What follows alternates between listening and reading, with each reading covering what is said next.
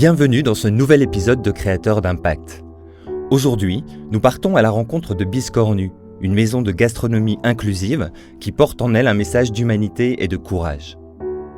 Biscornu, c'est avant tout l'histoire touchante d'un père, Olivier Tran, qui a refusé de voir son fils, Alexandre, autiste sévère, rester sans avenir. Plutôt que de se résigner, Olivier a pris la décision audacieuse de tout laisser derrière lui pour créer un espace où Alexandre, ainsi que d'autres jeunes en situation de handicap mental, peuvent enfin s'épanouir, être reconnus à leur juste valeur et trouver leur place dans la société. Et cet espace, ce sera dans la gastronomie. Un défi de taille pour Olivier qui n'a aucune compétence dans ce domaine. Comment Olivier a-t-il transformé Biscornu en une véritable famille où chacun est valorisé et trouve sa place ? Quel message Olivier souhaite-t-il transmettre aux futures générations à travers Biscornu ? Olivier est décidé. Il quitte en 2020 un emploi stable dans l'industrie aéronautique et se lance dans ce projet ambitieux, poussé par un sentiment d'injustice sociale. C'est né tout simplement parce que j'ai un enfant qui est autiste sévère, qui s'appelle Alexandre, qui a 14 ans, sort du sentier scolaire, comme plein d'autres enfants comme lui. Mais pas de place dans une structure spécialisée, donc il est resté à la maison et ça s'est mal passé. Alexandre a commencé à regarder des vidéos de suicide en boucle et donc j'ai arrêté une carrière dans un grand groupe industriel pour me lancer dans ce projet d'inclusion pour mon fils et puis tous les autres Alexandres également. Et puis mes tripes qui avaient envie de justice, qui étaient conscientes que là il y avait une grosse injustice dans notre société soi-disant évoluée par le non-traitement de ces gens-là à qui on proposait finalement une mort sociale avant d'avoir eu une vie, à ces enfants qui ne méritaient pas ça. Donc c'est cette injustice-là qui m'a porté. Sortir du cadre, accepter la différence, dessiner un monde avec des lignes obliques, voire tordues, le message de Biscornu se dessine petit à petit. Olivier teste des modèles, explore des secteurs. Et bien que n'ayant aucune expérience, il décide de se lancer dans la gastronomie, prêt à surmonter tous les obstacles pour son fils. Mais pourquoi ce choix de la gastronomie ? C'est une démonstration simplement que handicap ne rime pas avec malfaçon ou façon dégradée de faire des choses. Et pour ça, il faut un exemple très clair, très net. Et donc, nous, on s'est engagé dans la restauration parce que c'est un domaine universel qui parle à tout le monde. Comme on a tous besoin de manger matin, midi et soir, c'est plus facile de passer le message ainsi au maximum de personnes, plutôt dans d'autres métiers ou d'autres domaines. Donc, c'est un choix de dire on va œuvrer et passer ce message-là dans le domaine de la restauration, dans ce domaine du travail d'excellence qu'est la gastronomie, et le traiteur en fait partie, et de dire, vous verrez, la qualité de travail et de prestation de ces jeunes-là n'aura rien à envier à d'autres personnes qui ne sont pas porteuses de handicap. Donc c'est un démonstrateur qui se veut sans équivoque. On aurait en effet pu faire de la restauration, on va dire, moyenne gamme, mais on ne servirait pas la cause. Or là, je vous ai dit, je me suis engagé pour essayer de porter ce message-là auprès du plus grand nombre et puis d'ouvrir les portes le plus qu'on pourra, ensemble, des entreprises pour que derrière ces jeunes-là, ils aient demain un rôle à jouer, un avenir, un futur, une vie, un peu comme nous tous. Créer un espace sécurisant dans le domaine de la gastronomie pour les enfants porteurs de handicap n'est pas la seule ambition d'Olivier. Il veut que son histoire soit un cri, un appel à une mobilisation générale pour donner une place à part entière à tous ces enfants dans la société. Ce n'est pas seulement un projet professionnel, c'est aussi une démarche sociétale, profondément humaine. Des doutes, on en a forcément, parce que là, c'est un pari. C'est un pari énorme de dire « j'ai jamais fait ça de ma vie ». Je ne sais pas si je peux être capable de mener quelque chose comme ça. C'est une transformation en plus de société, c'est pas juste lancer un business entre guillemets, ça veut dire on vise la transformation du regard des gens sur la capacité de faire des porteurs de handicap. On invite à ne pas avoir de pitié, mais justement à viser ensemble l'excellence collective, c'est-à-dire à viser la juste place pour chacun d'eux, chaque porteur de handicap. Nos enfants nous attendent, pas seulement les porteurs de handicap, tout le monde, pour cette transformation de société. En 2019, Olivier prend conscience de la réalité frappante. 95% des enfants porteurs de handicap sont encore sans accès à l'apprentissage, et donc sans perspective d'emploi à long terme.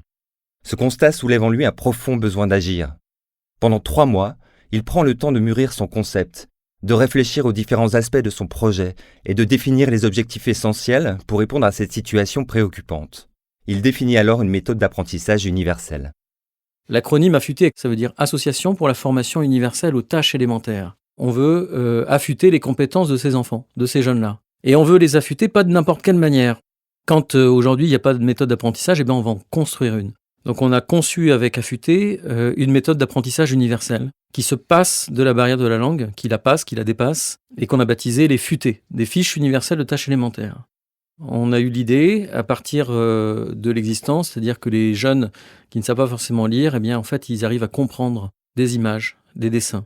Et donc on a eu l'idée de tirer, on va dire, cette méthode simple de compréhension mutuelle de façon professionnelle, en payant des illustrateurs, des dessinateurs pour représenter visuellement, avec des dessins, l'enchaînement pas à pas de chaque tâche élémentaire.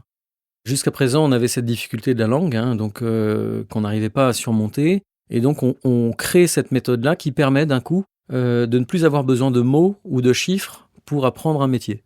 Donc là, quelqu'un qui ne sait pas lire, qui ne sait pas écrire, qui ne sait pas parler, eh bien c'est plus un frein pour apprendre un métier. Ça ouvre plein de perspectives pour tous ces jeunes-là. Biscornu représente bien plus qu'une simple entreprise. C'est un véritable symbole qu'Olivier tient à porter fièrement à chaque étape de son aventure. Biscornu, c'est l'emblème de la différence. Ça veut dire qu'on veut signifier qu'être biscornu n'est pas un problème pour faire le meilleur, où que ce soit. Donc Biscornu, c'est un traiteur gastronomique, donc on va faire du haut de gamme, des pièces cocktails haut de gamme et du service haut de gamme, exprès pour démontrer la capacité de travail de ces jeunes-là. Quand on s'appelle Biscornu, il y a un boulevard pour réinventer certains produits de la gastronomie française, des produits traditionnels qu'on peut repenser à la mode Biscornu. Donc on utilise des fruits et légumes Biscornu, des fruits et légumes qui sont hors calibre, déclassés, et personne n'a voulu les exclure, seulement leur taille, leur forme fait qu'ils ne rentrent pas dans la logistique traditionnelle, dans les standards. Et c'est un peu à l'image de nos enfants. Rapidement, l'initiative séduit. Et Olivier reçoit le soutien de grandes entreprises, mais surtout le soutien de chefs étoilés et des meilleurs ouvriers de France. De Michel Roth à Jacques Maximin, en passant par Johanna Le Pape, ces grands noms de la gastronomie française lui fournissent gracieusement plusieurs recettes pour contribuer à la formation des jeunes. Aujourd'hui, avec une équipe de 120 salariés, tous en CDI et rémunérés 5% au-dessus du SMIC, Biscornu poursuit son développement avec des projets ambitieux pour l'avenir, tout en restant fidèle à ses valeurs d'inclusion. Biscornu, c'est 1000 événements déjà réalisés sur 2 ans et demi. C'est 500 clients entreprises, donc des très grandes entreprises aux moyennes entreprises et aux petites entreprises également. Ce sont 40 salariés permanents dans le laboratoire de production qui vient d'être construit. Nous avons levé 2 millions d'euros pour construire un nouveau laboratoire qui permettra d'embaucher à terme 100 porteurs de handicap dedans. Et puis nous avons aussi 80 jeunes qui ont été formés à être serveurs en extra sur des prestations cocktails événementielles. Cette année, nous allons conclure avec à peu près 200 jeunes qui auront été formés, des fois de façon très courte, des fois de façon annuelle, prolongée. Et puis l'année prochaine, on espère bien encore augmenter ce chiffre-là à 300 jeunes. En 2022, Biscornu a reçu le prix Enterprise de Generali, une reconnaissance pour son modèle d'entreprise inclusive. Mais cette récompense signifie bien plus qu'un simple prix pour lui et son équipe. Le prix Enterprise de Generali, pour moi, c'est une reconnaissance du travail de ces jeunes-là. Et également de la justesse d'un projet qui vise une transformation sociétale et qui est accueilli par des personnes, par du public, par des entreprises, favorablement. Le prix est la confirmation qu'un modèle plus juste, plus humain est souhaitable, est souhaité. Pour moi, c'est aussi la façon d'encourager le regard des gens sur notre part d'humanité. Ça veut dire qu'on ne le fait pas seulement pour les porteurs de handicap, ce projet Biscornu. On le fait pour tous nos enfants. C'est à ça qu'on appelle, par amour pour nos enfants, c'est de se poser la question du sens et de l'utilité de nos activités. Très profondément, de se demander vraiment la raison d'être de chaque entreprise et de ce que nous faisons, nous, chacun d'entre nous. Donc le prix aujourd'hui Enterprise, pour moi, il incite à passer ce message-là au maximum de monde possible, de dire repensons ensemble le sens et l'utilité de nos actions pour nos enfants.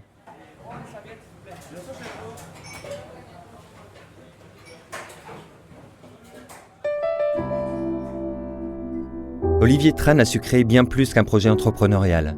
C'est une révolution silencieuse où chaque plat, chaque geste valorise le potentiel caché en chacun. Biscornu, c'est un laboratoire d'humanité, un lieu où la différence se transforme en excellence. C'est une invitation pour toute la société à réévaluer le sens de nos actions et la place que l'on donne à chaque individu. Pour Olivier, il s'agit de bâtir un monde où aucun Alexandre ne sera laissé de côté.